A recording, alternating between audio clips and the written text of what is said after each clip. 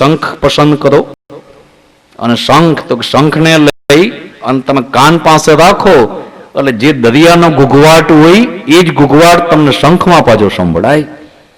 શંખ તમે ઘરે લઈ આવો અને 6 મહિના પછી પણ જો એ શંખ નામ કાન પાસે રાખો એટલે દરિયાના મોજાનો જે અવાજ છે એ જ ઘૂઘવાટ પાછો તમને શંખમાં સંભળાવા લાગે. શંખ તો નિર્જીવ પદાર્થ થઈ ગયો.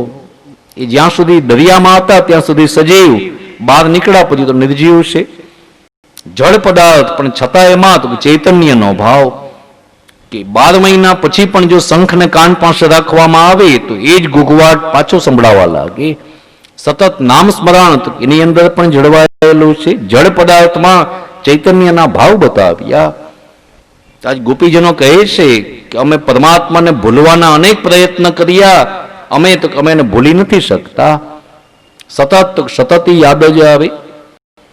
આપણે ત્યાં ધોળ પદ ને બધું ગવાય છે, એમાં આવે છે કે ગોપી પોતાની મટોકીમાં મહી વેચવા માટે નીકળી અને એ વખતે એમ નથી બોલ્યા કે કોઈ મહી લ્યો, એના મુખમાંથી શબ્દો નીકળ્યા કોઈ મોહન લ્યો, એમ બોલ્યા કોઈ મોહન લ્યો. તો ત્યાં કહેવાનું છે કે ભાઈ એ જ્યાં જ્યાં નજર કરે બધે એને પ્રભુના જ દર્શન થાય. ગોપી બોલ્યા છે કે શ્યામ સ્વરૂપને ભૂલવા માટે અમે કોઈ ગોપી ઘરમાં કાળા રંગની તાવડી નથી રાખતા, અમે કોઈ ઘરમાં કાળા રંગના માટલા નથી રાખતા મહારાજ, કોઈ ગોપી કાજલ નથી કરતા, કાં તો કાજલ ને બધું જોઈએ પરમાત્માનું સ્વરૂપ યાદ આવે. અનેક વસ્તુ છોડી દીધી પણ છતાં તો એ નામને ભૂલી નથી શક્યા. ગોપીએ તો આ બધી ફરિયાદો બળરામજી સામે કરી છે. બીજા ગોપી તરત બોલ્યા કે અમે તો મૂઢ હતા, અભણ હતા, એનામાં મોહ પામી ગયા. મહારાજ અમે સાંભળ્યું છે કે રૂકમણી તો બહુ ભણેલા બાપની દીકરી છે. સત્યભામા તો એવા દીકરી કે એના જેટલું આખી નાતમાં કોઈ ભણ્યા નતા. યાદવની નાતમાં સૌથી ભણેલી દીકરી એટલે સત્યભામા. તો આજ બોલ્યા છે કે આખી જ્ઞાતિનો તો એ તો રત્ન હતી. કાલિંદી તો સાક્ષાત સૂર્યનારાયણના દીકરી, બુદ્ધિના દેવની દીકરી. એ નથી સમજાતું કે ભણેલી દીકરીઓમાં કેમ મોહ પામે. આ બધી તો ભણેલી ગણેલી દીકરીઓ અને એનામાં કેમ મોહ પામી ગયા. સુખદેવજી કથા વાંચતા પરીક્ષિત સામો જોઈને સમજાવે છે કે રાજા, ગોપી પ્રભુની ફરિયાદ કરે છે પણ ભગવાનની ફરિયાદની સાથે સાથે એ પ્રભુના સ્વરૂપનું જ્ઞાન પણ કરાવે છે કે ભગવત સ્વરૂપ કેવું છે. તો કોઈ અભણ વ્યક્તિ હોય એ તો મોહ પામી જાય, પણ કોઈ ભણેલા વ્યક્તિ હોય, કોઈ જ્ઞાની, કોઈ વિદ્વાન, એ પણ પ્રભુના સ્વરૂપમાં તો એ પણ મોહ પામે. પરમાત્માની લીલા તો એ છે કે ભય ભલા વ્યક્તિને મોહ પમાડી દે. ગમે એવા ભણેલા ગણેલા હોય એ પણ પ્રભુના સ્વરૂપમાં તો બધા મોહ પામે. આજની તારીખે પણ આપણે વ્રજમાં જાય, જતીપુરા જાઓ, ગિરિરાજની પરિક્રમા કરો, તમને જોવા મળે કે આપણે પરિક્રમા દેતા હોય એમાં ઘણા પરદેશના યુરોપિયન માણસો, જેને આપણે આપણી સાદી ભાષામાં કઈ ભૂરિયા લોકો, એ બધા આપણી ભેગા પરિક્રમા કરતા હોય. આપણા છોકરાઓ ભલે ગોઠણ સુધીનો બરમોડો પહેરીને પરિક્રમા કરે, પણ આ ભૂરિયાઓને જુઓ તો એ ધોતીને બંડી પહેરીને પરિક્રમા દેતા હોય. એની ભેગી જે એની સ્ત્રીઓ હોય એ બધા બાંધણી લેરિયા નવી સાડીઓ પહેરી અને પરિક્રમા કરતા હોય. જેવું એને આવડે એ ભાષામાં તો કે ગિરિરાજ ધરણ શ્રીજી તમારે શરણ, શ્રી ગિરિરાજ ધરણ શ્રીજી તમારે શરણ બોલતા જાય અને પરિક્રમા દેતા જાય.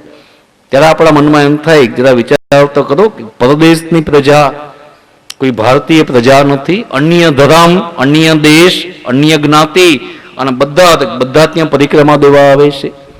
વ્રજમાં જઈને જુઓ કેટલા પરદેશના માણસો આટા મારે છો. ત્યારે આપણને ખ્યાલ આવે કે કોઈ મનથી એમ માને કે હું ભણેલો છું ને મારામાં બધું જ્ઞાન છે એટલે મોહ ન પામો, એવી કોઈ વાત નહીં. ભગવત સ્વરૂપ ભલભલા વ્યક્તિને મોહ પમાડી દે. એટલે પરમાત્માનું સ્વરૂપ બતાવ્યું. ગોપીએ પ્રભુની ફરિયાદ બે જ વ્યક્તિ સામે કરી. જગતને જ્ઞાન કરાવ્યું કે આપણું હૃદય બધા સામે ખોલવું નહીં, બધા સામે તકલીફની વાત ન બોલવી. ગામના લોકો વાત સાંભળી જશે અને ઘરની વાત જાણી જશે, કોઈ તો દુઃખ દૂર ન કરી શકે. ગોપીજનોએ પ્રભુની ફરિયાદ બે જ વ્યક્તિ સામે કરી, એક બળરામજી અને બીજા ઉદ્ધવજી. બેની સામે જ ફરિયાદ થઈ છે. જ્યારે પરમાત્મા કંસવધ કરી અને મથુરામાં બિરાજતા હતા તેનો પ્રસંગ છે કે આખો દિવસ પરમાત્મા ત્યાં બિરાજે રાજ્યમાં, તો રાજના કામકાજમાં થોડું ઘણું ધ્યાન આપે, પણ સાંજ પડે એટલે ભગવાન રાજમહેલની અગાશીમાં આવીને બેસી જાય. અને અગાશીમાં બેઠા બેઠા જે રસ્તો વ્રજ તરફ જતો હોય એ રસ્તાને પ્રભુ એક નજરે જોયા કરે, ઉદાસ થઈ જાય. ઉદ્ધવજી ઘણી વાર વિચાર કરે કે સાંજ પડે છે ને ભગવાન ઉદાસ થઈ જાય છે. અગાશીમાં બેઠા બેઠા રસ્તાને જોયા કરે. એકવાર તો બાજુમાં આવીને પૂછ્યું, મહારાજ હું ઘણા દિવસ ત્યાં જોઉં છું, સાંજ પડે છે એટલે તમે આ અગાશીમાં આવીને બેસો છો, આ રસ્તાને જુઓ છો તો આપ શું જોઈ રહ્યા છો? એટલે ભગવાન એકવાર જવાબ આપે છે, ઉદ્ધવ બ્રજ બિસરત નાહી. ઉદ્ધવ આ વ્રજ એવું છે કે વ્રજ ભૂલાતું નથી. આ વાત સાંભળી એટલે ઉદ્ધવજી આ મનમાં હસે છે કે વ્રજમાં શું એવું છે કે ભૂલાય નહીં? ધૂળિયા રસ્તા છે મહારાજ, છાણવાસીદા કરવા વાળા અભણ માણસો, ઘાસના ઝૂંપડા જેવા કાચા મકાનો, અને અહીં તમારી બાજુમાં શેરના ભણેલા ગણેલા મોટા માણસો બાજુમાં, અને છતાં તમને એ બધા યાદ આવે. એકવાર ઉદ્ધવજી બોલ્યા, લાવો તમારો સંદેશો આપો, હું ત્યાં સંદેશો જ દઈ આવું. એ બહુ આગ્રહ કર્યો એટલે પરમાત્માએ સંદેશો આપ્યો, પણ સંદેશાની સાથે સાથે ભગવાને પોતાનો ઉપરણો આપ્યો, પોતાનું પિતાંબર પહેરવા આપ્યો, ગળામાંથી પોતાની માલા કાઢીને આપી, કાનમાં જે અત્તરનો ફાયો હતો એ પણ કાઢીને આપ્યો. લીવા બધું લગાડીને જાજો. એટલે ઉદ્ધવજી બોલ્યા છે, ચિંતા કરો માં, હું નવા કપડાં પહેરીને જાઉં. ભગવાન હસીને જવાબ આપે છે કે નવા કપડાની વાત નથી, જો મારા વસ્ત્ર પહેરેલા હશે તો એ ગોપી તમારી સામે નજર ઊંચી કરીને જોશે. બાકી તો ગોપીજનો છે અન્ય પુરુષની સામે આંખ ઊંચી કરીને જોતાય નથી, તમારી વાતે કોઈ નહીં સાંભળે. જો મારા વસ્ત્ર પહેરેલા હશે તો જ એને એમ થશે કે આ મારી પાસેથી આવી રહ્યા છે, તો તમારી વાત સાંભળશે, બાકી કોઈ દાદ નહીં દે. અને ઉદ્ધવજી હાથમાં જ્યારે પત્ર લઈને આવ્યા, એના મનમાં એમ છે કે આ બધા ગામડાના માણસો અને હું શહેરનો ભણેલો વ્યક્તિ છું, આ બધા વ્યક્તિઓને, ગામડાના અભણ માણસોને હું મારા જ્ઞાનથી આંજી દઉં. એ તો જ્ઞાનથી આંજવા માટે આવ્યા હતા. આપણે ત્યાં ઘણા એવા જ્ઞાની માણસો કે જે જ્ઞાનથી આંજી દે. ઉત્તમ તો એ કહેવાના છે કે જે જ્ઞાનથી ના આંજે, કોઈને કોઈ જ્ઞાન લઈને જાય એવી આપણે અપેક્ષા નથી રાખતા. કથાના મંડપમાંથી તમે ઘણું બધું જ્ઞાન લઈને જાઓ, આવી વાત નથી. આપણી ભાવના એ છે કે કોઈના હૃદયમાં ભક્તિનો બીજ ફૂટી જાય, કોઈના હૃદયમાં ભક્તિ પ્રગટ થાય અને એ વ્યક્તિ સેવા કરતો થાય, ગુરુના શરણમાં આવે અને પ્રભુ પ્રત્યે અનન્ય આશ્રય રાખતો થાય. કથાનું ફળ એ છે.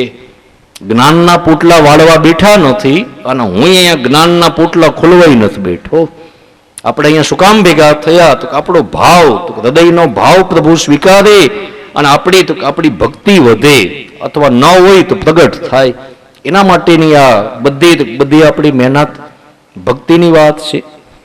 ભક્તિ હશે ને તો જ્ઞાન વૈરાગ્ય તો આપોઆપ આવી જાય. માને લેશું એટલે દીકરા આપોઆપ આવી જશે. ભક્તિ માં છે, જ્ઞાન વૈરાગ્ય તો એના દીકરા હશે. એ તો ઘરડાઈ થાય ને પાછા જાગી જાય. જ્યારે ભક્તિ સતત રહે છે. ભક્તિનું સ્વરૂપ બતાવ્યું અહીંયા કથામાં પણ કહેવામાં આવ્યું છે. સુખદેવજી વર્ણન કરે છે કે ઉદ્ધવના મનમાં એમ છે, હું મારા જ્ઞાનથી બધાને આંજી દઉં. એ બધી વાતો કરવા લાગ્યા કે તમને ખબર છે કે તમે જેને કનૈયો કહો છો, ન માતા, ન પિતા, ન ભ્રાતા, ન બંધુ, એ કોઈના મા નથી, કોઈના પિતા નહીં. એ ભગવાન છે પરબ્રહ્મા, એની કોઈ મા ન હોય, એના કોઈ પિતા નહીં, કોઈના શત્રુ નથી, કોઈના મિત્ર પણ નથી. એ બધી એવી રીતથી વાત કરવા લાગ્યા, એને કોઈ બાંધી ન શકે. જશોદામાં જવાબ આપે છે કે તને ખબર છે કે મેં દામણાથી એને કેટલી વાર બાંધ્યો હતો, જ્યારે જ્યારે તોફાન કરતો ત્યારે હું એને બાંધી દેતી, અને તમે એમ કહો છો કે ન બંધાય. આજ જશોદામાં બોલ્યા છે કે અમે ભક્તિમાં ભીંજાયેલા, અમારી માથે આ જ્ઞાનના વજન ન મૂકતા. એ નંદ ભવનમાં તો કોઈ વાત ન સાંભળી. ત્યારબાદ ઉદ્ધવજી યમુનાજીના કિનારે બેસીને બોલે કે હું કનૈયા પાસેથી આવ્યો છું, સંદેશો લઈને આવ્યો. જેને સંદેશો જોતો હોય મારી પાસેથી લઈ જાઓ. કોઈ સંદેશો પત્ર લેવા તો ના આવ્યા, પણ કોઈ ઉદ્ધવજી સાથે વાત નથી કરતા. ઘણા દિવસો સુધી ઉદ્ધવજી ગોપીજનોની પછવાડે આટા મારે છે. છેલ્લે કંટાળીને એમ બોલ્યા કે ચાલો મારી સાથે વાત ન કરો તો કઈ નહીં, પણ આ પત્ર તો લઈ લ્યો. હું કનૈયાનો પત્ર લઈને આવ્યો છું. ત્યારે બધા ગોપીજનોએ ઉદ્ધવને બેસાડ્યા અને બધા ગોપીએ જે જલના માટલા હતા બધા નીચે મૂક્યા. જલના માટલા નીચે મૂક્યા એટલે એમાંથી થોડું થોડું જલ નીચે ઢોળાણું. એ માટીમાં જ્યારે પાણી ગયું એટલે માટી બધી ભીની ભીની થઈ. ગોપીના પગ પાસે માટલા અને ત્યાં જ બધું આમ ભીનો ભીનો થયો. એ ભીની માટી પાસે એક ભમરો ગુંજારો કરતો આવ્યો. ભમરો આવ્યો અને ભમરો ગોપીના પગની એ ભીની માટી પાસે આવ્યો એટલે ગોપીએ જે પગ હતો એ ઝાટકો મારીને ખેંચ્યો. બીજી ગોપી સામો જઈને બોલી છે કે જો હવે આ ધુતારાનો ભાઈ પગે લાગવા આવ્યો. પગ પાસે આવ્યા એટલે બોલ્યા જોઈ લે ધુતારાનો ભાઈ પગે લાગવા આવ્યો છે. એ ભમરાને ઉદ્દેશીને બોલતા જાય પણ મેણા બધા ઉદ્ધવજીને મારે. આપણે ત્યાં અગાઉ દેશી ભાષામાં કહેવત હતી કે કહેવાનું દીકરીને અને સંભળાવવાનું વહુને. કહે દીકરીને, સામું દીકરી સામું જઈને બોલે પણ એટલા જોશથી બોલે કે વહુ બીજા ઓરડામાં હોય ત્યાં ખબર પડી જાય કે કોના માટે સૂચના આવી રહી છે. આપોઆપ ખ્યાલ આવતો. આજ ગોપીજનો પણ એ જ કરે છે કે નજર ભમરા સામે જે કઈ મેણા મારવા છે ભમરાને, પણ બધા લાગે છે ઉદ્ધવજીને. એને ધુતારાના ભાઈ કહીને બોલાવ્યા કે તને તારા માલિકને બેયને ઓળખી ગયા, જરાય તારામાં મોહ પામી એવા નથી. મધુપકે તવ બંધો માસ પૃષાંગ્રે સપત્યા કુચવિલિત માલા કુંકુમસ્ત્રભેદના. એ ગોપી એક એક શ્લોક દ્વારા પરમાત્માને એ મેણા મારતી જાય. અને ભ્રમર ગીત તો એ ઉત્તમ ગીત છે કે જેની અંદર ગોપીએ ખાલી કૃષ્ણાવતારની કથા નથી કીધી, અનેક અવતારોને વચ્ચે લીધા. દરેક અવતારમાંથી તો ક્યાંક ને ક્યાંક ખામી બતાવી. ગોપીના મુખમાંથી શબ્દો નીકળ્યા છે મૃગૈવરેવ કપેન્દ્રમ દિવ્યદે લુબ્ધધર્માન. જ્યારે પરમાત્માએ વાલીને માર્યા અને વાલીએ જઈને ભગવાનને ફરિયાદ કરી કે મેં તમારું શું બગાડ્યું હતું, હું તો સુગ્રીવ સાથે લડતો હતો અને તમે મને આ રીતથી છુપાઈને બાણ માર્યો. તો જવાબ આપો મહારાજ, આ કોઈ વીર પુરુષના લક્ષણ? આવા કોઈ વીર પુરુષ હોય કે બે જણા લડતા હોય ને છાના માના બાણ મારી જાય? એટલે પરમાત્મા કહે છે કે હું તારો ગુનેગાર બન્યો, હવે તું જ કે આપણે ન્યાય કોની પાસે કરાવીએ? વાલી જવાબ આપે છે કે મારા ન્યાયાધીશ તમે અને મારા ગુનેગાર તમે. મને રામ ઉપર એટલો ભરોસો છે કે રામ ખોટો ન્યાય ન ઉતારે, આપ ન્યાય ઉતારો મહારાજ. અને પરમાત્માએ ન્યાય ઉતાર્યો. તારું ધ્યાન નતું ને મેં બાણ માર્યો, એમ જ્યારે મારું ધ્યાન ન હોય ત્યારે તું આવીને મને બાણ મારી દે છે. અને જ્યારે ભગવાન પ્રાચીના પીપળા હેઠળ પગ ઉપર પગ ચડાવીને બિરાજ્યા, જરા નામના પરાધી અપરાધ કર્યો એટલે પ્રભુ આજ્ઞા કરે છે માફી માગમાં તું વાલી છો, હિસાબ સરભર કરવા આવ્યો છો. આજ ગોપી ભ્રમર ગીતમાં બોલ્યા કે વામન અવતાર લઈ બલિરાજા પાસે ગયા. 3 જ પગલા જોઈએ, વધારે કઈ નથી જોતું. આમ બોલતા બોલતા 3 પગલામાં બધું લઈ લીધું અને માથે જતા માથે એવો પગ એને માર્યો કે છેક પાતાળમાં ચાલ્યો ગયો. ગોપીએ બધાના ઉપરાણા લીધા છે. ભ્રમર ગીતમાં ગોપીજનોએ શૂર્પણખાનું ઉપરાણું લીધું. એના મુખમાંથી શબ્દો નીકળે છે સ્ત્રીયમ વિધ ઉપમ સ્ત્રીજીત કામયાન. મહારાજ જ્યારે પરમાત્મા રામાવતાર ભોગવતા હતા, રામાવતારની અંદર પ્રભુ વનવાસમાં બિરાજતા હતા. 14 વર્ષ સુધી ભગવાન પરમાત્મા વનવાસની અંદર બિરાજ્યા. અને ઘણા લોકો એમ બોલે છે કે લક્ષ્મણજીએ 14 વર્ષ માટે તો કે રાતના સૂતા નતા અને ચૂકી પેરો ભરતા હતા. વિવેકથી વિચારીએ તો ખ્યાલ આવે કે લક્ષ્મણજીનું એ સ્વરૂપ છે કે જે 14 વર્ષ માટે નહીં, જે કોઈ દિવસ નિદ્રા નથી લેતા. લક્ષ્મણજીની નિદ્રા ના આવે એ જ રીતથી બળરામજીની નિંદર નથી આવતી. આ બંને શેષ સ્વરૂપ કહેવાના છે. અને શેષ કોને કહેવાય?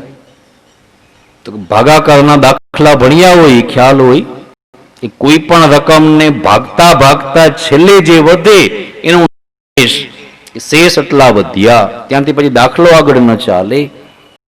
એ રીતથી ભગવાન પણ આ સૃષ્ટિનો ભાગાકાર કરતા જાય, બધાને ભાગતા જાય અને છેલ્લે જેને વધારે એનું નામ શેષ નારાયણ. એ શેષ છે. ભગવાનના દીકરા પ્રદ્યુમ્નના દીકરા અનિરુદ્ધના દીકરા ભદ્રસેન. પણ કોઈ એમ પૂછે કે બળરામજીની પેઢીના નામ બોલો, તો બળરામજીના દીકરાના ઉલ્લેખ નથી ભાગવતમાં ક્યાંય. બળરામજીના દીકરાઓના નામ નથી આવતા. બળરામજીના દીકરીઓ હતા. શા માટે? ત્યારે ચોખવટ કરી છે કે શેષ નારાયણ છે અને શેષના પછી કોઈ શેષ ન હોય. છેલ્લે વધે એનું જ નામ શેષ, એનાથી આગળ પછી શેષ ન હોય. એટલે એને ત્યાં દીકરીઓના ઉલ્લેખ બતાવ્યા છે. આજ પણ કથા બતાવવામાં આવી કે રાતના સુતા નહીં, રામ અને જાનકી પર્ણકુટીમાં પોઢ્યા, લક્ષ્મણજી ચોકી પેરો ભરતા હતા. આકાશ માર્ગે શૂર્પણખા પસાર થઈ. એ શૂર્પણખાએ લક્ષ્મણજીના સ્વરૂપના દર્શન કર્યા અને લક્ષ્મણજીના રૂપ ઉપર મોહિત થઈ. ત્યાં સામે આવીને ઊભી રહી, થોડી વાર ઊભી રહી. લક્ષ્મણજી તો પર્ણકુટીના આટા મારતા હતા. શૂર્પણખા એટલું બોલી છે કે આટા જ માર્યા કરશો કે ઉભા રહીને મારી સામોઈ જોશો? લક્ષ્મણજીએ જવાબ આપ્યો કે મારી પાસે ઉભા રહીને સામા જોવાનો સમય નથી, અંદર મારા માલિક સુતા છે, પોઢિયા છે, અને મારું કામ તો કે આટા મારવાનું જ છે. એટલે શૂર્પણખા બોલ્યા છે એકલા એકલા ફેરા ફરો છો, એમાં શું મજા આવે? મારો હાથ પકડીને ફેરા ફરી લ્યો. તમે જેમ તમારા માલિકની સેવા કરો છો એમ હું પણ તમારી સેવા કરીશ. એ બધી સેવાની વાત કરવા લાગ્યા કે હું આ રીતથી તમારી સેવા કરીશ, તમને સુખ આપીશ. લક્ષ્મણજીએ જવાબ આપ્યો કે હું સેવક છું, અને સેવકને કંઈ પણ કામ કરવું હોય એ પેલા એના સ્વામીની રજા લેવી પડે, આજ્ઞા લેવી પડે. એ જો આજ્ઞા આપશે તો હું વિવાહ કરી શકું, મારા સ્વામીની આજ્ઞા લેવી પડે. આ વાત સાંભળી એટલે શૂર્પણખાના મનમાં વિચાર થયો કે જેનો નોકર એવો મજાનો છે એનો શેઠ કેવો મજાનો હશે. માણસ એટલો ઉત્તમ છે, એનો સ્વામી તો આનાથી વધારે સુંદર હશે. એટલે પૂછી લીધું કે ભાઈ તારો શેઠ, તારા સ્વામી એ મારી સાથે વિવાહ કરે? લક્ષ્મણજી હસીને જવાબ આપે છે કે ભાઈ તો માલિક છે, ધણીનો કોઈ થોડો ધણી છે, એ તો માલિક, એને ઈચ્છા પડે તો એ વિવાહ કરે પણ ખરા. તો ક્યારે ભેગા થશે? મારે મળવું હોય તો ક્યારે આવું? તો કહેવામાં આવ્યું કે અત્યારે પોઢિયા છે, સવારના આવજે, અહીંયા બાર ઓટલા ઉપર જ બેઠા હશે,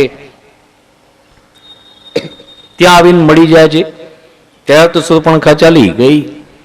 જાનકીનો નિયમ છે કે રોજ સવારના વહેલા જાગે. લક્ષ્મણજી એને વંદન કરવા માટે આવે.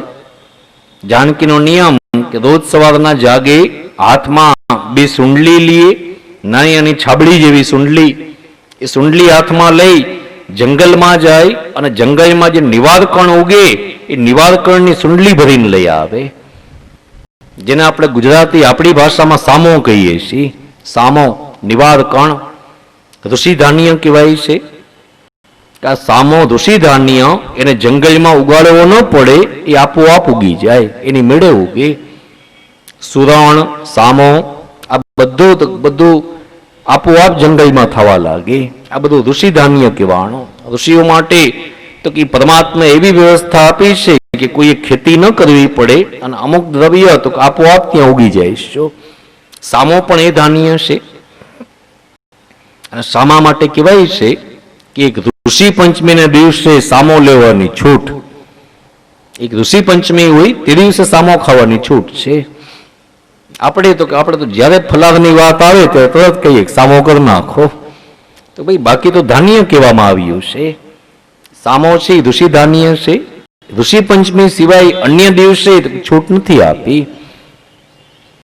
પણ હવે આપણે ચિંતા કરવાની જરૂરત નથી. કેમ તો આપણે કોઈ વાંધો નથી, અનેક વસ્તુની છૂટ લીધી છે તો સામાની લઈએ એમાંય કઈ વાંધો નહીં. પેલા તો માણસો એમ કહેતા કે ભાઈ ફલાદમાં શું ચાલે? તો કે સુરણ અને સકરિયા, શકરિયા, રતાળુ ગાજર જે કહેવાય, એ શકરિયા અને સુરણ આ બે જ વસ્તુ ફલારમાં આવતી. હજી ઘણા ઘરડા લોકો રામનવમી કેવી જયંતિ આવે ત્યારે કહે શકરિયા લઈ આવો. એનું મહત્વ એટલા માટે કે ખરેખર કંદ છે એનાથી જ ફલાવ થઈ શકે. પછી ધીમે ધીમે લોકોએ કોઈએ કીધું કે બટેકા ખવાય, કઈ વાંધો નહીં, બટેકા કંદ જ છે, એટલે બટેકા ચાલુ થયા. થોડો ટાઈમ થયો ને કોઈએ કીધું ભીંડો ખવાય, તો હા ભીંડો ફરાળી છે, ભીંડો લ્યો. દૂધી ખવાય, તો હા દૂધી ફરાળી, એટલે દૂધીના હલવા કરીને ખાવા લાગ્યા. કાકડી ખવાય, તો હા કાકડી ફરાળી કહેવાય, કઈ વાંધો નહીં. ઘણી વસ્તુ ચાલીશ છો. હવે તો પૂછવું પડે કે બાકી શું થયું. હવે તો ગુવાર ને ચોરા ને 2-4 શાક બાકી રહી ગયા છો. બાકી તો આપણે અનેક વસ્તુ ફલારમાં લઈ લીધી. અગાઉ અનેક વસ્તુ ફલારમાં ન ચાલતી, હવે કોઈ વાંધો નથી, અનેક વસ્તુઓ આવતી જાય છે. આપણે ત્યાં ઘણી વસ્તુઓ આવી. બાકી હતો તો લોટે આવ્યો, ગજબનો લોટ છે. ઘણી વાર મનમાં ઈચ્છા થઈ કે ક્યાંક લેબોરેટરીમાં લઈ જવા જેવો લોટ છે, કે જુઓ તો ખરા કે શું છે, શેમાંથી બન્યો. અનેક જાતની વસ્તુઓ છે. આપણે ત્યાં તપકીર ફરાળમાં હાલે છે. તપકીરનો લોટ ફલાવી જ કહેવાય છો. પણ ક્યારેક તમે તપકીરનું પેકિંગ લ્યો ત્યારે જોજો કે માથે સિમ્બોલ શું છે. ફોટો શેનો હોય તો મકાઈનો ડોડો ચિતરેલો હોય. તપકીરના પેકિંગ ઉપર મકાઈનો ડોડો ચિતરેલો હોય છે. હવે આપણે સમજવાનું કે શેમાંથી આવે છે. અનેક એવા પદાર્થો છે કે જે આપણે લઈએ છીએ, કોઈ વાંધો નહીં, લઈ શકાય. યુગ પ્રમાણે, સમય પ્રમાણે આપણે ચાલીએ એટલે ચાલે, કોઈ વાંધો નહીં. અનેક વસ્તુ લઈ શકાય છે. સામા માટે કહેવાનું છે કે ઋષિ ધાન્ય ઉગાડવો ન પડે, આપોઆપ જંગલમાં ઉગવા લાગે. અને એ રીતથી જાનકીની કથા કે રોજ સવારના ત્યાં જંગલમાં જાય, 2 છાબડી ભરીને સામો લઈ આવે. એમાંથી એક સુંડલી સામો રામ, લક્ષ્મણ ને જાનકી એ 3 માટે રાંધવામાં આવે, રસોઈ બનાવે. અને એક સામાની છાબડી સુંડલી બાદ ઓટલા ઉપર મૂકે. ભગવાન રામ સવારના જાગે, ઓટલા ઉપર બિરાજે અને પ્રભુ સામાની મુઠ્ઠી ભરી અને ચકલાઓને ચણ નાખતા હોય. આ રોજનો ક્રમ.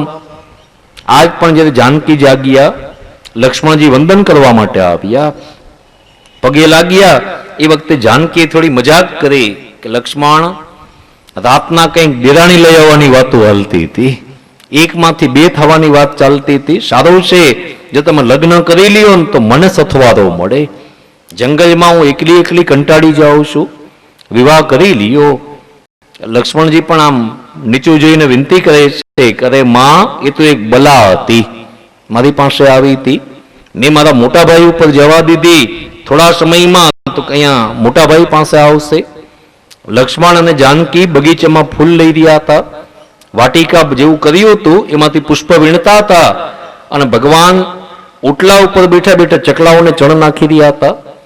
એ વખતે શૂર્પણખા આવી. શૂર્પણખા આવીને પરમાત્મા પાસે આવી, પ્રભુને વિનંતી કરી કે આપ મારી સાથે વિવાહ કરો, લગ્ન કરો. એટલે ભગવાને ના પાડી કે હું તમારી સાથે વિવાહ ન કરી શકું, મારો નિયમ છે કે હું એક પત્ની વ્રત છું. પરમાત્માએ જાનકી જ્યાં ફૂલ વીણતા હતા એ તરફ આંગળી ચીંધીને બતાવ્યા કે જો ત્યાં જે ફૂલ લઈ રહ્યા છે એ મારા પત્ની છે. અને એક પત્ની વ્રત વાળો વ્યક્તિ, એટલે હું એની હાજરીમાં બીજી પત્ની ન કરી શકું. આ વાત સાંભળી એટલે શૂર્પણખાના મનમાં વિચાર આવ્યો, હું તો આસુરી યોનિનો જીવ છું, અમે તો માનવ ભક્ષણ કરવા વાળી કોમ, અસુર હતા બધા કે જે માનવનું તો ભક્ષણ કરતા. શૂર્પણખાને વિચાર થયો કે હું આસુરી યોનિનો જીવ છું, માનવ ભક્ષણ કરી શકું, હું આ જાનકીને ખાઈ જાઉં અને જાનકીનું રૂપ લઈ અને હું ત્યાં ઊભી રહી જાઉં, એટલે રામનું એક પત્ની વ્રત ટકી જાય અને મને પતિ સ્વરૂપે મળી જાય. આવા વિચાર મનમાં આવ્યા. ભગવાન અંતર્યામી પરમાત્મા એના મનના વિચાર જાણી ગયા. તરત પરમાત્મા વાત ફેરવે છે, જો ભાઈ હું તમારી સાથે લગ્ન ન કરું પણ મારો સેવક તમારી સાથે વિવાહ કરશે. એટલે પૂછ્યું કે કોણ ઓલા રાતના આટા મારે છે? એટલે ભગવાને આ પડી કે એ જ. શૂર્પણખા રાજી થઈ ગઈ કે અરે એ તો મને વધારે ગમતો હતો, રૂપાળો છે, તમે થોડાક સાંભળા લાગો છો, પણ એ મારી સાથે પરણવાની ના પાડે છે. આમ બોલ્યા એટલે પરમાત્મા આજ્ઞા કરી, ચિંતા કરમાં, હું કહું પછી ના નહીં પાડે. અને પ્રભુએ શૂર્પણખાની પીઠમાં સંકેત લખી દીધો, વિરૂપમ કુરુ. આજ પરમાત્મા તો આ સંકેત લખીને શૂર્પણખાને મોકલ્યા. ગોપીજનોએ શ્રીમદ ભાગવતમાં શૂર્પણખાનું રીતસર ઉપરાણું લીધું. ગોપી બોલ્યા છે કે શૂર્પણખા સ્ત્રી હતા, સ્ત્રી હોવાના નાતે એને અધિકાર હતો કે કોઈ પણ પુરુષ પાસે જઈ અને કહી શકતા હતા કે મારી સાથે વિવાહ કરો. લગ્ન નતા કરવા તો ના પાડી દેવી હતી. પોતે તો લગ્ન ન કર્યા પણ બીજા લગ્ન કરે એવી રેવા ન દીધી. નાક કાન ને ચોટલા કાપી નાખ્યા. અને સારું છે કે જેમાંના મહિલા મંડળ હતા નહીં, એ તો ભગવાનની હાલત બગાડી નાખે. પરમાત્માના ઘર સામે આમ ઉપવાસની છાવણી કરીને બધા બેસે.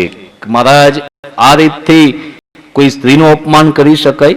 હડતાલ પડી જાય. જો ત્યાં કહેવાનું છે કે ભાઈ પરમાત્માએ ત્યાં પણ આ દગો જ કર્યો. ગોપી બોલ્યા કે દરેક અવતારમાં કોઈની ને કોઈની સાથે દગા કર્યા છે. ઉદ્ધવજીએ જયારે બધી વાતો સાંભળી, મનમાં વિચાર આવ્યા કે હું એમ માનતો હતો કે આ બધા કેવલ કનૈયાને જ ઓળખે છે, પણ આજ ખબર પડી કે આ લોકો કનૈયાને નહીં, આ લોકો કૃષ્ણ તત્વને ઓળખે છે. પરમાત્મા પ્રભુ કયા અવતારમાં કઈ લીલા કરીને આવ્યા અને બધી ખબર છે. આ ભગવાનના એક એક અવતારથી પરિચિત છે. ત્યારે ઉદ્ધવજીના મુખમાંથી આ શ્લોક નીકળ્યો, વંદે નંદવ્રજ સ્ત્રીણામ પાદરેણોમભૈક્ષણસ યાસામ હરિકથોદ્ગીતમ પુનાતિ ભુવનત્રયમ. મારા વંદન, મારા દંડવત પ્રભુના ચરણમાં પછી થાય, હું પેલા વંદન ગોપીના ચરણમાં કરું છું.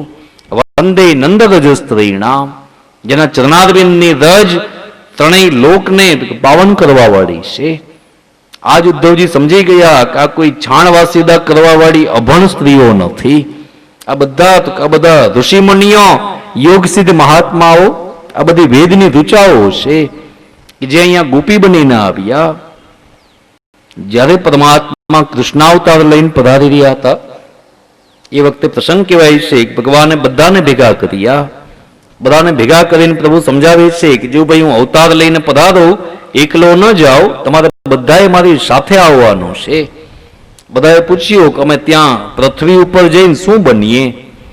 ભગવાન સમજાવે છે કે ભાઈ કૃષ્ણાવતાર એ માનવ અવતાર છે અને માણસ બંધાય છે ક્યાં? તો બે જગ્યા બતાવી, સગા અને વાલા.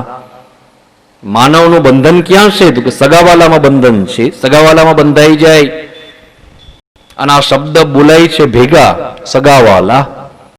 પણ વિવેકથી વિચારી એટલે ખ્યાલ આવે કે સગા હોય એ જાજે ભાગે વાલા ન હોય, અને વાલા હોય સગા નથી હોતા. ઘણા લોકો એમ કહે છે કે અમારા સગા જેવા ભગવાન સૌને સગા આપે. અમારા ઘરે કઈ પણ પ્રસંગ હોય અમને કોઈ ચિંતા નહીં. અમારું કુટુંબ પરિવાર એવો છે કે બધા એક એક કામ હાથમાં ઉપાડે અને ક્યાં પ્રસંગ પૂરો થઈ જાય ખબર ન પડે.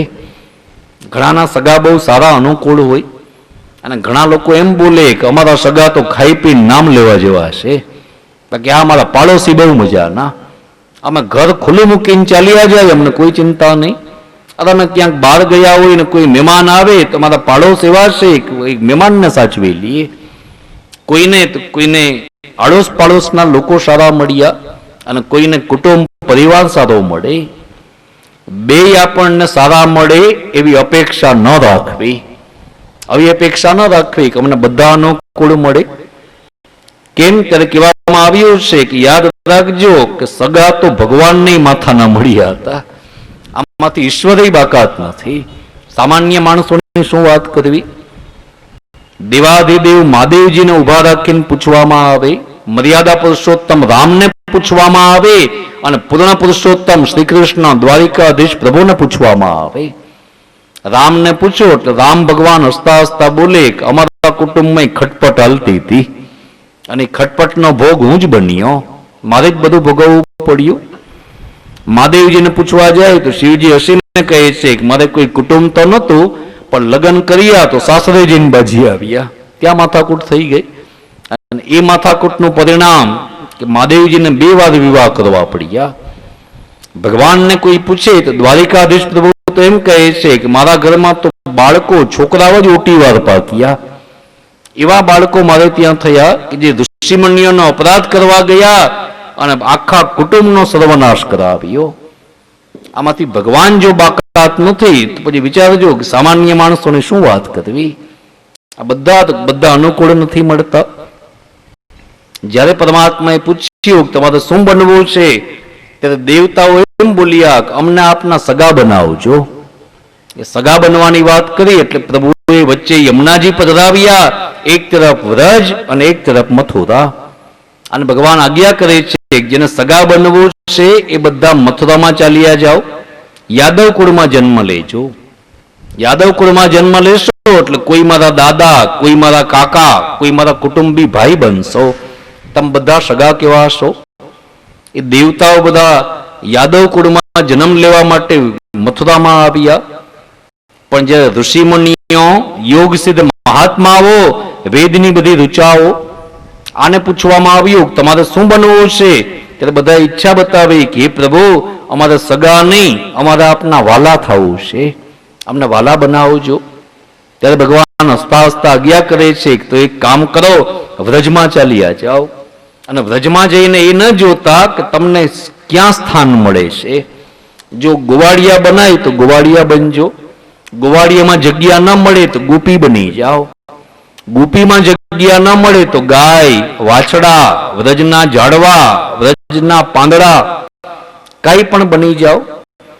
કોઈ જગ્યાએ જો સ્થાન ન મળે તો પ્રભુ કહે છે કે ત્યાં વ્રજમાં એક કાંકરો થઈને બેસી જાજો, ધૂળની રજકણ થઈને પડજો. વ્રજમાં જાશો તો તમને મારા સ્વરૂપનો પૂર્ણ આનંદ અને પૂર્ણ સંતોષ પ્રાપ્ત થશે. અને એ બધા યોગ સિદ્ધ મહાત્માઓ, ઋષિમુનિઓ તો કે વ્રજમાં આવ્યા. એમાં પણ કથા છે કે જે ઋષિમુનિઓ મહાત્માઓ હતા એને તો ખાસ પસંદગી બતાવી કે પ્રભુ અમારે પુરુષ નથી થવો, અમને ગોપી બનાવજો, સ્ત્રી બનવું છે. શા માટે? તેને ચોખવટ કરી છે કે પુરુષ બની અને અમે જોઈ લીધું આગલા જન્મમાં તો ઋષિ મુનિઓ હતા, પુરુષ હતા. અમે આ શરીર દ્વારા જોઈ લીધું કે આ પુરુષનું શરીર આનંદ અને સંતોષની બાબતમાં અધૂરું છે. બેન દીકરી પાસે આનંદ, સંતોષ આ બધું પૂર્ણ સ્વરૂપથી બિરાજતું હોય છે. એની પાસે આ વસ્તુ પૂર્ણ સ્વરૂપથી છે. પુરુષ પાસે આ વસ્તુ છે જ નહીં. તમે કોઈ પણ જગ્યાએ જોજો કે બેન દીકરીઓ જેમ ઘરમાં હસતા હોય એમ બહાર જાહેરમાં બેસીને પણ ખડખડાટ હશે લે, આનંદ થાય કે ખડખડાટ હશે. અને પુરુષો સામે જુઓ, આપણને એમ થાય કે ઉઠામણામાં આવ્યા છો, બેસણામાં બેઠા હોય આમ ગંભીર મોઢા કરીને આપણી સામું જુએ. મનમાં એમ થાય કે થોડો હસી લ્યો તો ક્યાં વાંધો છે, જરાક મોઢું મલકાવી દો તો એમાં આપણે ક્યાં ખોટ જઈશું. પણ આ તો કા રીત બતાવી કે તમે કહો એટલી વાર કલાકો સુધી આમ ગંભીર થઈને તમારી સામે બેઠા રહી, પણ ખડખડાટ હસવાની વાત આવે તો પુરુષ આ નથી કરી શકતા, હસી ન શકે. બહુ હસવાની વાત કરો તો કે આટલું અંદરથી બહાર નીકળે. બાકી હોઠ ખોલી અને આમ ખડખડાટ હસવું તો કે આ બધા પુરુષ પાસે વાત જ ન હોય. સુખી થાય, રાજી થાય ત્યારે આનંદ બહાર નથી કાઢી શકતા. અને એ જ રીતથી દુઃખી થાય ત્યારે આંખમાં આંસુ ન લઈ આવી શકે. ઘરમાં ઘણી વાર કોઈ એવી પરિસ્થિતિ થાય, પુરુષને હૃદયમાં બહુ દુઃખ થાય, પણ એ તો કે હૃદયની અંદર દુઃખ દબાવીને બેસે, આંસુ બહાર નથી કાઢતો. ઘરમાં કંઈક દુઃખદ ઘટના બને ત્યારે બધા લોકો આવીને પુરુષને શિખામણ આપે, જોજે હો તું રડતો નહીં, તું જો ઢીલો પડીશ ને તો ઘરના બધા ઢીલા પડી જશે, છાતી કઠણ કરીને બેસજો. એને એમ કહેવામાં આવે. એ છાતી કઠણ કરવા ગયા એમાં હૃદય પોચા પડ્યા. આ એનું પરિણામ કે પુરુષોને હાર્ટ એટેક વધારે આવે. આ પ્રમાણ તો બેન દીકરીમાં બહુ ઓછું, વિશેષ કરીને બધા પુરુષોને જ આ તકલીફ થતી. પેલા તો એમ કહેવાતું કે બેન દીકરીને એટેક આવતો જ નહીં. આ તો બધી સિરિયલના ટેન્શન લેવા લાગ્યા, ટીવી જોતા જોતા તો કે બધા ટેન્શનો પોતે લેવા લાગ્યા. જીવન એવું થઈ ગયું, ટેન્શન વાળું ભાગદોડ વાળું જીવન, ખોરાક એવા થઈ ગયા. એનું પરિણામ કે હવે આ તકલીફ બેન દીકરી નહીં થવા લાગી. બાકી શાસ્ત્ર કહે છે કે ભાઈ ખડખડાટ હસી લે છે અને દુખી થાય ત્યારે રડીએ લે છે, આંસુ બહાર કાઢ નાખે છે. સ્ત્રીને સુખ અને દુઃખ બહાર કાઢતા આવડે છે. જ્યારે પુરુષ સુખ દુઃખ હૃદયમાં સંઘરીને બેસે, એનું પરિણામ એ આવે કે એના હૃદય તકલીફ વાળા થાય. બાકી જો એ ખડખડાટ હસી લેતા હોય તો કોઈ તકલીફ નહીં, કોઈ જાતની તકલીફ ન પડે.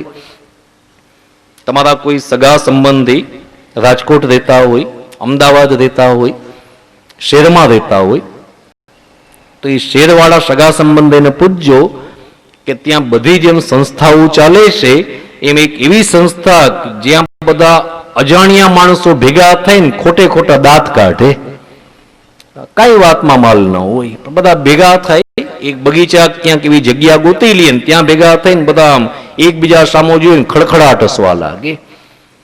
એ ખડખડાટ ત્યાં જઈને હસવું પડે. શાસ્ત્ર કહે છે કે ઘરડે ઘટપણે અથવા તો મોટી ઉંમરે અજાણ્યા વ્યક્તિઓ સામે બેસીને ખડખડાટ હસવું એના કરતા ઘરમાં ઘરવાળીને બાળકોની સામે હસી લેતા હોત તો ક્યાં વાંધો હતો. પરિવારની સાથે જે આનંદ નથી કરતા, જેને કુટુંબ સાથે આનંદ લેતા નથી આવડતો, એ બધા લાફ્ટર ક્લબ જોઈન્ટ કરે. એ બધા અજાણ્યાની સામે જાય અને આ બધો આનંદ કરતા હોય. શાસ્ત્ર કહે છે મજા લેવી છે તો પત્ની, બાળકો, પરિવાર આની વચ્ચે બેસીને આનંદ કરો, મજા લ્યો. આજ પણ કથા બતાવવામાં આવી. સુખ અને દુઃખ બેયને બહાર કાઢતા આવડે છે અને એનું પરિણામ જ્ઞાન કરાવ્યું. બધાએ પસંદગી બતાવી કે પુરુષ બનીને જોઈ લીધું, આ વખત તમને સ્ત્રી બનાવજો.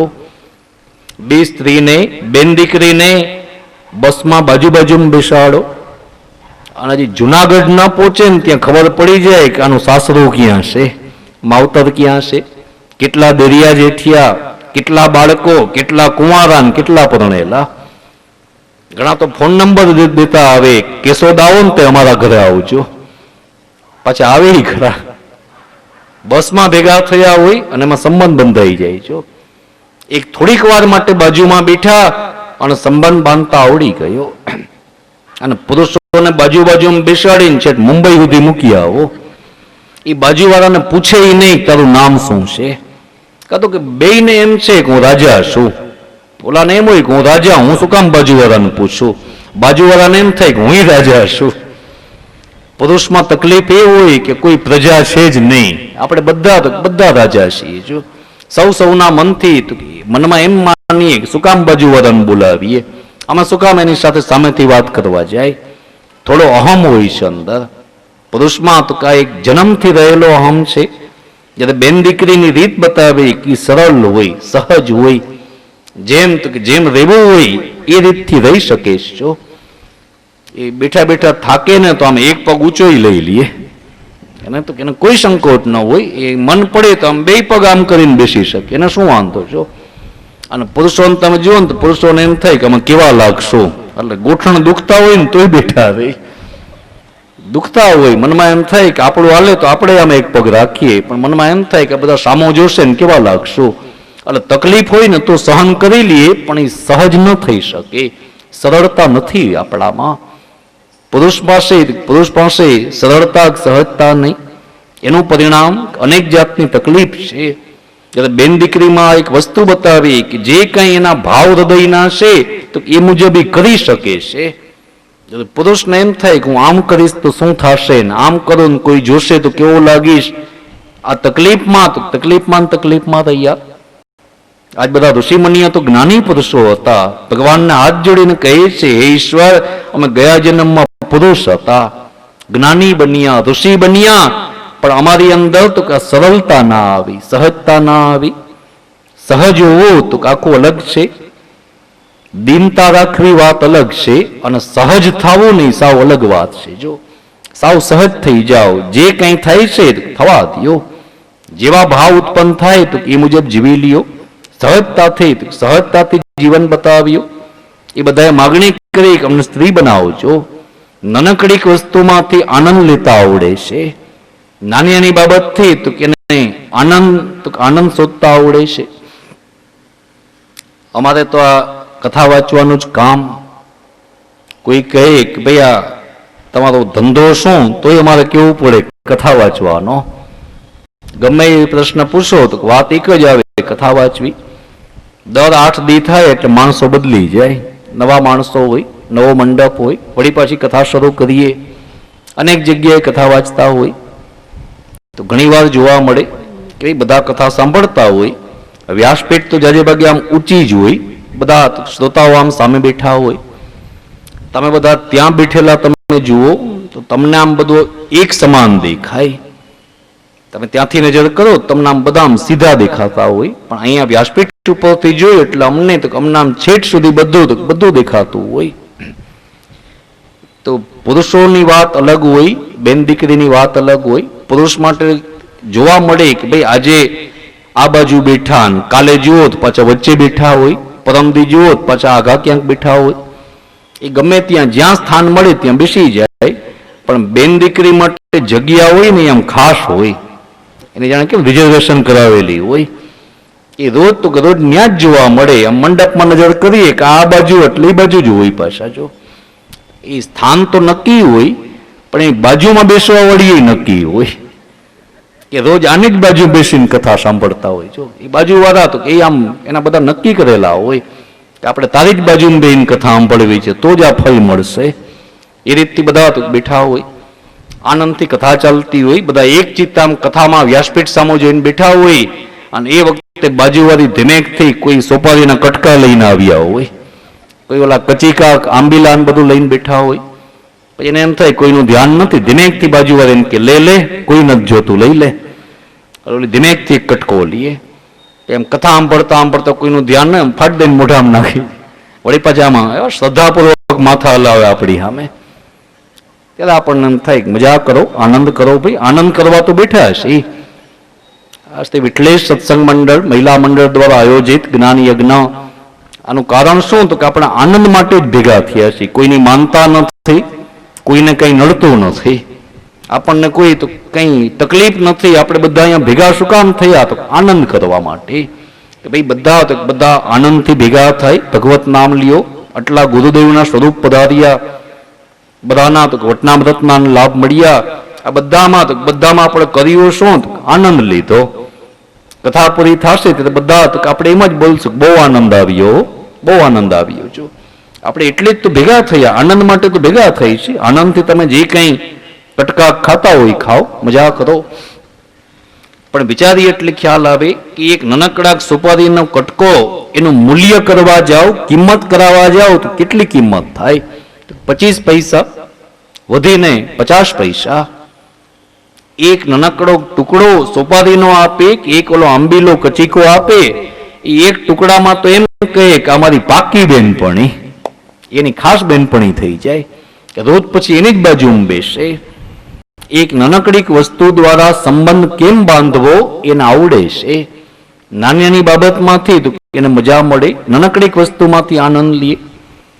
બાકી જો કોઈ ગામની અંદર સ્ત્રી ન હોય અને બધા પુરુષને જ ભેગા કરો, એક એવું ગામ બનાવો કે એમાં કોઈ સ્ત્રી જ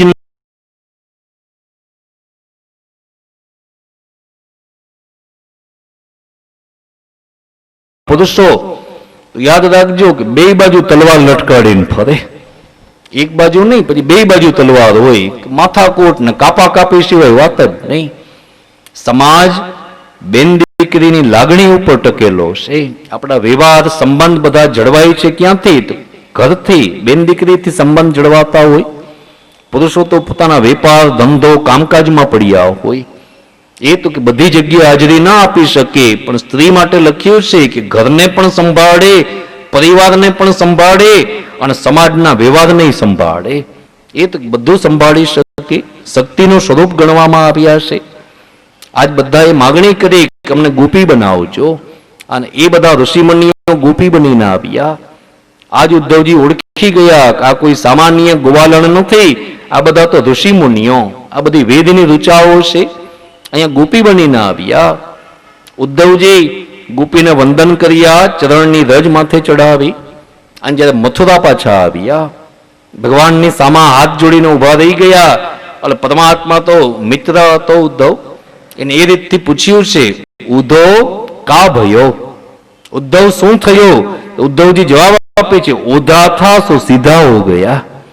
મારું નામ તો ઉદ્ધવ ઊંધો હતો, પણ મને બ્રજમાં મોકલ્યો ને, ઉધા થા સો સીધા હો ગયા, હું તો સીધો થઈને આવ્યો. હે ઈશ્વર, આજ આપને હું પ્રાર્થના કરું છું. ઉદ્ધવજીના મુખમાંથી આ શ્લોક નીકળ્યો છે, આશા મહો ચરણ રેણ જુષામહમ ત્વામ વૃંદાવને કિંપે ગુલ્મ લતૌષધી નામ. મારી આશા એ જ છે કે હવે મને બીજો જન્મ